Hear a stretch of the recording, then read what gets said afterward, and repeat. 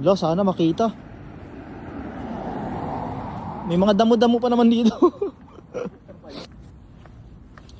Muntik na yan, pahirapan. Baka nandun pa yun sa unahan. Subukan natin. Subok na tayo ng subok. Ha? Hindi siya nag-ring. Hindi nagre-ring? Yabay. Oh. Hello, hindi na nagre-ring? Di ba sabi mo nakakonect sa cellphone mo? Baka nandoon lang yun. Sorry na! No. Huwag magalit! Pagka nandito yun sa tabi lang, ito magko-connect to dun sa main ano na yun, cellphone. Kasi nandun yung SIM card eh. Na Rakuten. Pero nagre-ring pa siya. Hindi na eh. Ha? Hindi na. Hindi na ba? Oo. Lagot. Sige raw, anong mo na ulit. Tsaka hindi naman basta-basta maano yun, Rom. Hindi basta-basta mabubuksan yun, may password yun eh. Guys, talasan nyo yung mga mata nyo guys ha, baka makita nyo. Ha? Alay, tumutunog. Tumutunog sa line. Ito, ang hirap dito kasi ano, side by side yung ano. Side by side, we'll face the day. Tapos na.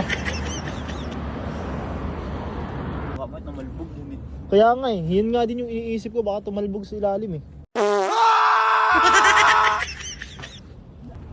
Paano kaya yung guys? Yung Yung alin? Putik na yan. Saan kaya nahulog yun?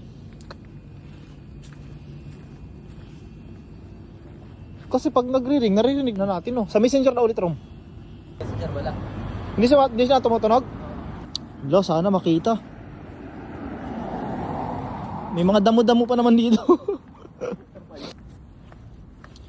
Muntik na yan, pahirapan. Baka nandun pa yun sa unahan. Subukan natin. Subok na tayo ng subok. Search operation.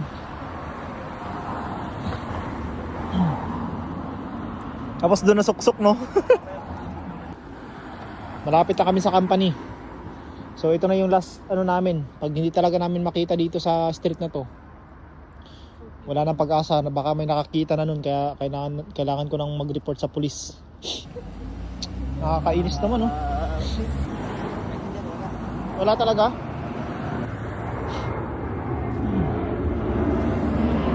Ano? Taon-taon may nagaganap sa buhay eh. Unang taon ko dito yung bike ko na ano, ninakaw. Pangalawang taon ko yung saryokado ko nawala. Tapos ngayon naman cellphone ko nawala.